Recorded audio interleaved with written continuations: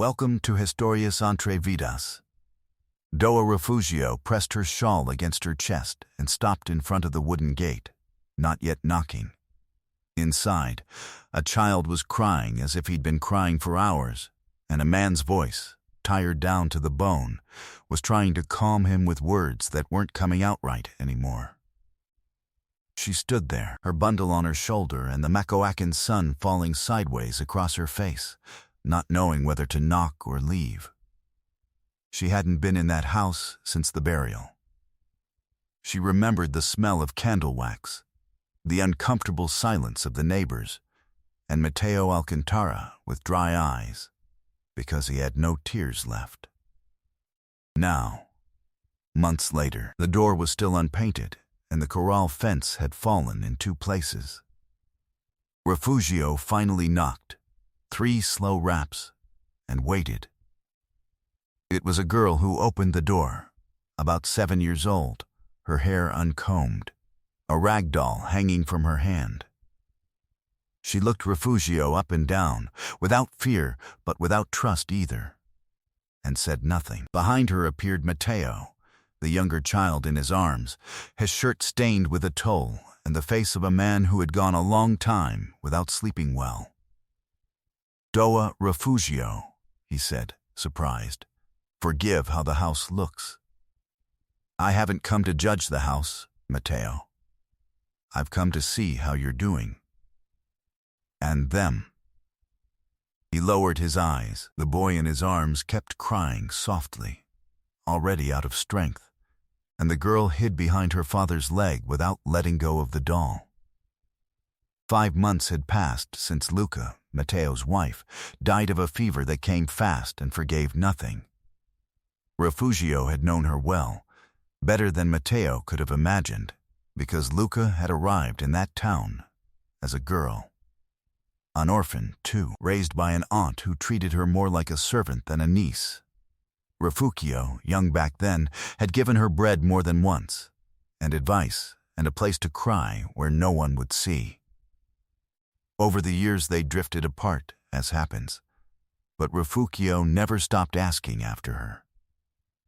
Now Luca was gone, and Mateo was left with Rosita, 7, and Emilio, 3, and a house that was falling apart around him little by little because he couldn't manage repairs and childcare at the same time. He planted what he could, milked the 1 cow he had left, and at night sat on the porch, with his head in his hands, wondering how he was going to manage. Luca's family never helped. The aunt who raised her, Doa Herminia, lived 2 towns over, and had only shown up once, at the burial, dressed in strict mourning black, to say in front of everyone that that girl never had luck with anything, not even dying at the right time. No one answered. Mateo clenched his fists and swallowed the words he wanted to say to her. A neighbor standing nearby looked away, uncomfortable, and said nothing either. Since then, Doa Herminia hadn't asked about the children again. What she did do, every so often, was send word through someone in town, asking whether Mateo planned to keep carrying that burden alone, or whether he was finally going to hand the girl over to someone who could actually raise her as God intends. She never said, "Rosita," she said the girl, as if naming her were an expense she didn't intend to pay. Mateo kept those words the way one keeps a splinter that can't be pulled out.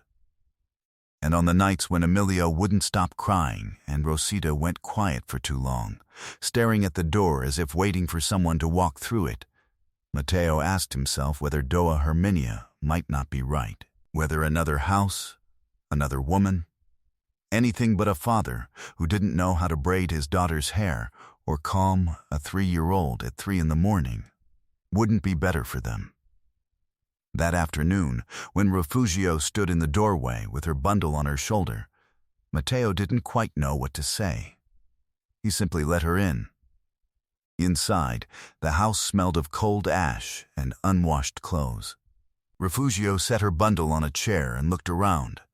The piled-up dishes, the children's blanket thrown on the floor, the cold brazier. She said nothing about the mess. She took off her shawl, folded it carefully, and rolled up her sleeves. "Give me this boy," she said, holding out her arms for Emilio, "and you go fetch water, because we need it." Matteo hesitated for a second. Then, without a word, he handed her the boy. Emilio, who had been crying inconsolably for half an hour, stared at this woman he didn't know, with her wrinkled face and hands rough from work, and for some reason stopped crying. Refugio settled him against her shoulder, rubbed his back slowly, and began humming a lullaby under her breath, almost a murmur. Rosita, from the kitchen doorway, watched it all without coming closer. What Refugio didn't know yet was that this visit, meant only to ask how they were doing, was about to change the lives of all three of them forever. Matteo went out for water, grateful to have a reason not to cry in front of anyone. When he came back, he found Refugio sitting on the porch with Emilio asleep in her lap, and Rosita, still at a distance, but no longer hiding, sitting on the lowest step, watching the woman out of the corner of her eye. "You're welcome to stay for supper, Doa Refugio," Matteo said, not quite sure why he was saying it. "Though I don't have much to offer. I didn't come to be fed, Matteo. I came to see if I could help with something." That night, Refugio stayed longer than she'd planned. She helped bathe the children, found old flour in the pantry and made a few extra tortillas from it, and when Rosita finally came closer, it was to ask, in the voice of someone who hadn't asked anyone this question in a long time, "Did you know my mama?" Refugio crouched to her height. "I knew her as a girl, Mija, before you were born. I'll tell you about her if you'd like, another day when we have more time." Rosita nodded slowly, as if tucking that promise away somewhere safe. The next day, Refugio came back. And the day after. It began as the visits of a worried neighbor, but by the second week she already had her own little bench on the porch, and a routine had formed without anyone planning it. She arrived early, before the sun hit hard, put on the coffee, and while Matteo went out to milk the cow and fix the corral fence, she bathed the children, made their atoll, and mended their clothes with thread she brought from her own house. The first week was about learning each other's rhythms. Refugio discovered that Emilio had trouble sleeping unless the same song was sung to him twice in a row, and that Rosita, though she seemed the stronger of the two, was the one who woke most often at night with nightmares she didn't want to talk about. Matteo, for his part, learned that Refugio drank her coffee without sugar, so as not to get the body used to sweetness when life doesn't always give it, and that she prayed quietly every morning before starting any work. A short Our Father she said almost without moving her lips. By the third week, the routine already had the shape of an unwritten law.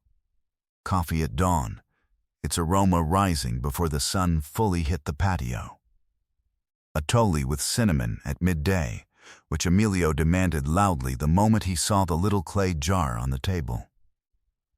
Sewing afternoons, when Refugio mended whatever had torn that week while Rosita, sitting beside her, learned to thread a needle even if she pricked her fingers more than once.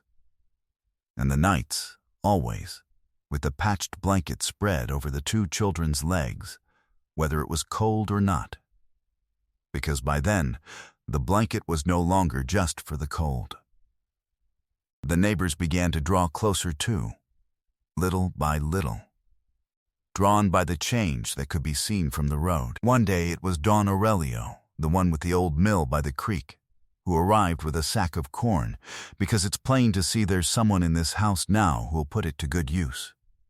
Another day it was a girl from town, a distant cousin of Luca's, who came with a bundle of herbs for the children's fright and stayed a whole afternoon helping Refugio wash clothes at the stonewash basin, chatting about simple things, the harvest, the weather, nothing in particular, but with a warmth the house hadn't felt in months. There was, however, an afternoon when Refugio's strength cracked a little. It was an ordinary Tuesday, while she hung freshly washed clothes on the line, that Emilio, playing nearby, tripped and fell, and in his fright began crying "Mama" before anyone could stop him. The boy didn't really remember his mother, but the body sometimes remembers what memory no longer can. Refugio picked him up, held him tight, and felt her legs give for an instant, not from the child's weight but from the weight of everything else her own children lost so many years ago. The loneliness of her empty house, the exhaustion of starting over at an age when she no longer expected to have to.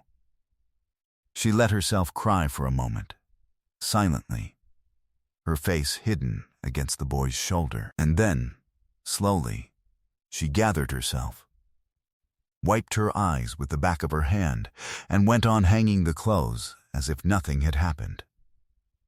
Rosita, who had seen it all from the doorway, said nothing, but that night she curled up closer to her under the blanket, without anyone having to ask her to. An offstage pulse of the antagonist ran through those weeks too. In whispers carried by whoever happened to pass through, Doa Herminia was asking around, wanting to know who that old woman was, always in that tone of hers that could plant a seed of doubt without ever raising her voice. It was in those weeks that the blanket first came fully into view. One afternoon, while putting away the children's things, Refugio found, folded at the bottom of a trunk, an old blanket, patched in several places with scraps of different fabrics, each patch sewn with a different stitch, as though several hands had worked on it over the years. "That was my Lucas," Mateo said, when he saw her holding it. "Her aunt gave it to her when she threw her out of the house, before we married. She said it was the only thing she had left of her mother." Refugio ran her fingers over the patches, slowly, recognizing something in the fabric she didn't say aloud yet. "Keep this well, Mateo. A blanket like this isn't inherited by accident." That blanket became the object of the nights. Rosita insisted on sleeping with it on top of her, and Emilio, when he cried, calmed faster if he felt it near. Refugio also began bringing, every week, a small clay jar she kept always full of cinnamon, because she said an atoll without cinnamon feeds only the stomach, not the soul. And in a corner of the kitchen appeared an old wooden box that Refugio brought from her own home, where she kept old letters, yellowed papers, and a small photograph no one had seen yet. The afternoons became ritual: coffee at sunrise, atoll with cinnamon at noon, the patched blanket over the children's legs as night fell. Rosita began laughing again, little at first, then more. Emilio stopped crying so much, and Mateo, though he didn't say it, began sleeping better, knowing someone else was there when he couldn't manage alone. Neighbors began to notice the change. Doa Custodia, from the store, sent over a sack of beans one day for Mateo's family, and another neighbor brought eggs, saying it was plain someone was finally looking after that house properly. The town, which months before had looked at Mateo with distant pity, was starting to look at him differently now, with a quiet respect given to someone who doesn't give up. But rumors arrived too. Someone told Mateo that Doa Herminia had asked in the market who that old woman meddling in Mateo's house was, and had said, in that voice of hers that knew how to plant poison without raising its tone, that it didn't look right. A woman alone in a widower's house with small children. Mateo paid it no mind, but he kept the comment, as he kept all of Doa Herminia's, in that place where a person stores what they don't want to feel. 3 quiet weeks passed like that, until the afternoon when Refugio, looking for the right color thread to mend the blanket again, opened all the way the wooden box she'd brought from her house. There, among old papers, she found a letter she didn't remember having kept in that place. A yellowed envelope, in Luca's handwriting, dated almost 10 years earlier, when Luca was barely a young woman freshly out of her aunt's house. Refugio sat down slowly, the letter trembling in her hands. She read it twice before fully understanding what it said. In the letter, Luca thanked Refugio, in simple and sincere words, for having taken her in as a girl when no one else wanted to. For the bread, for the advice, for letting her cry without judgment. And at the end, in a postscript written in tighter handwriting, as if it cost her to put it into words, Luca had written, "If God ever takes me before my time and you are still in this world, do a refugio. I would want it to be you who looks after my children, if I come to have them. You were the only one who made me feel I had a place in this world. I ask it from my heart, even if it seems mad to ask so soon." But Refugio didn't know yet that this letter, kept by accident among her own papers a decade earlier, was about to give an entire family back to itself, one that already believed itself lost. Refugio sat a long while with the letter in her hands, unable to speak. When Matteo came in and found her like that, eyes full of tears, the yellowed paper trembling between her fingers, he grew alarmed. "What happened, Doa Refugio?" She couldn't answer right away. She held out the letter. Matteo read it slowly, twice, and when he finished, he looked at Refugio as if seeing her for the first time. "Luca never told me about this," he said finally. "She never told me she knew you this well. I didn't remember it either, Matteo, I swear it. I kept so many letters from so many people over the years that this one got lost among the rest. Until today. It was Rosita who, without being asked, found in the same trunk where the blanket had been a second paper, more recent, that Luca had kept hidden there. A short note, written after she was already married, repeating almost the same words, as if she'd wanted to make sure it was recorded in two places. Doa Custodia, who arrived that afternoon to drop off some eggs and stayed to keep them company, read the note too, and confirmed without any doubt that she recognized Luca's handwriting. "This isn't something a person can ignore," said Doa Custodia, crossing herself. "This is a mother's wish, written twice so it wouldn't get lost." That night, after putting the children to bed with the patched blanket properly tucked over the two of them, Matteo and Refugio sat on the porch, each in their own silence. "You have no obligation at all, Doa Refugio," Matteo said at last. "A letter from 10 years ago doesn't bind anyone." "No, Matteo, but it isn't just any letter either. It's a matter of God arranging things in a way one doesn't understand until one sees them whole." They reached no agreement that night, but something had shifted between the three of them. Refugio began staying some nights too, on a cot Matteo set up for her in the sewing room, and although no one said it in so many words yet, the whole house had begun to function as though it were already becoming what it was about to become. It was Doa Herminia who decided to break that calm. She arrived one morning, unannounced, in a borrowed cart, dressed as if for an important occasion, and planted herself in the middle of the yard demanding to speak. Matteo went out to meet her, Refugio behind him, drying her hands on her apron. "Word reached me that there's a woman meddling in this house who is nothing to this family," said Doa Herminia, without greeting. "And word also reached me that you, Matteo, are letting her raise my niece and nephew as if they were hers."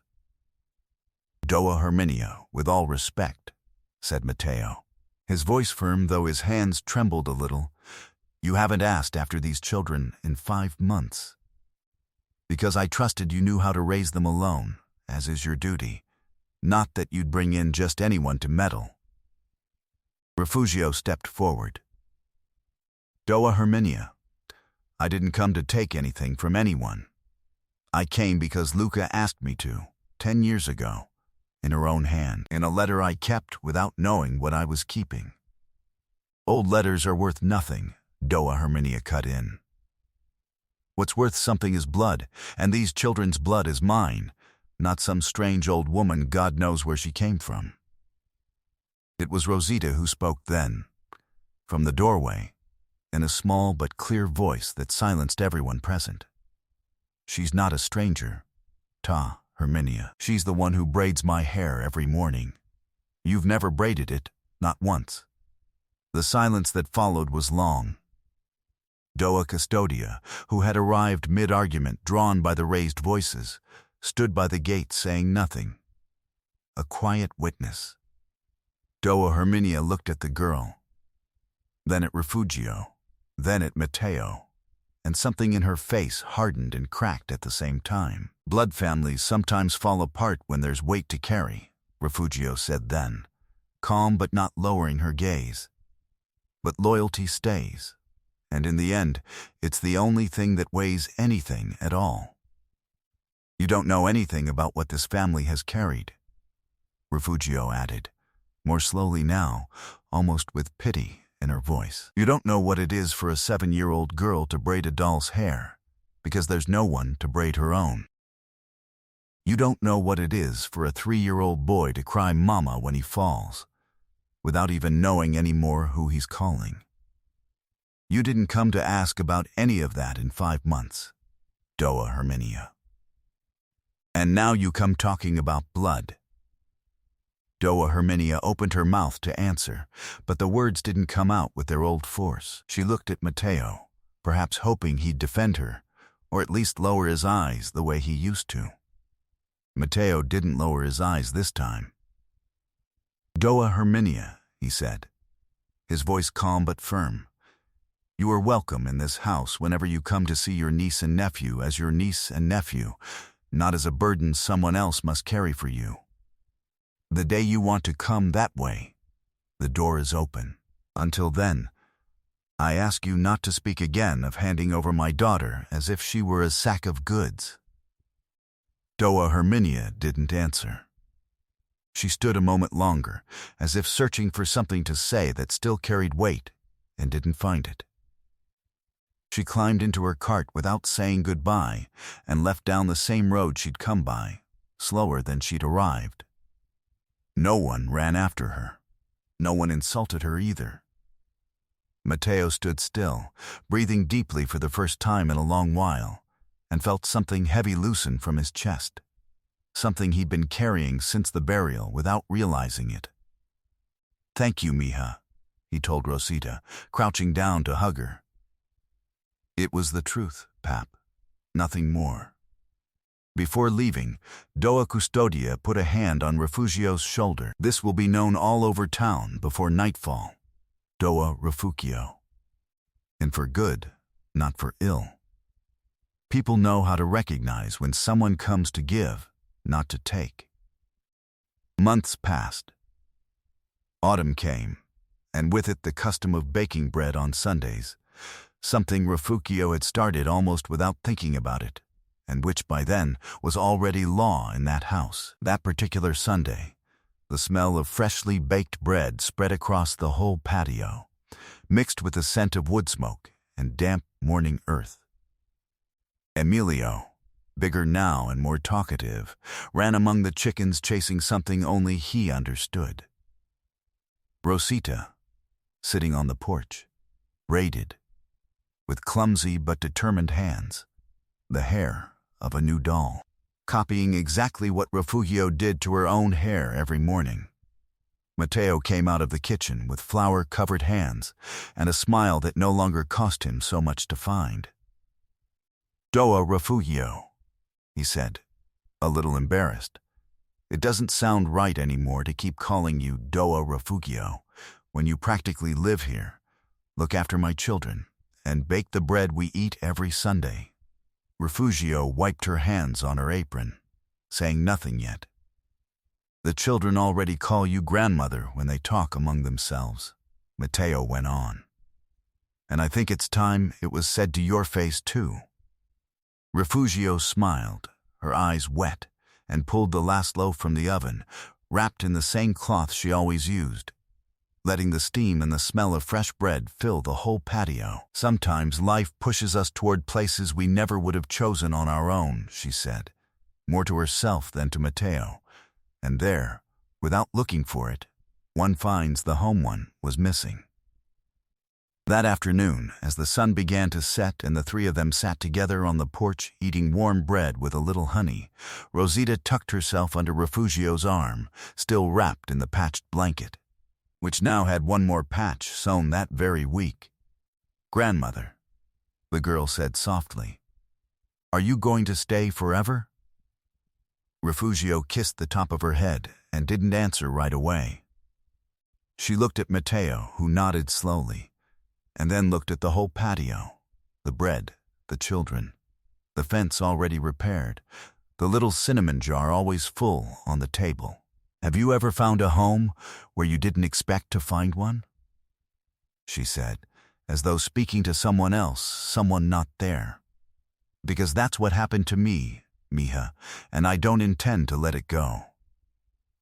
If this story touched something in your heart, don't hesitate to leave your comment telling us where you're watching from. Subscribe to the channel so you don't miss a single story, and share it with someone who needs to remember that there's still room for small miracles, the everyday kind. Until the next story. And that night, before falling asleep, Rosita whispered to her brother, already half asleep under the same blanket, "We finally have a grandmother."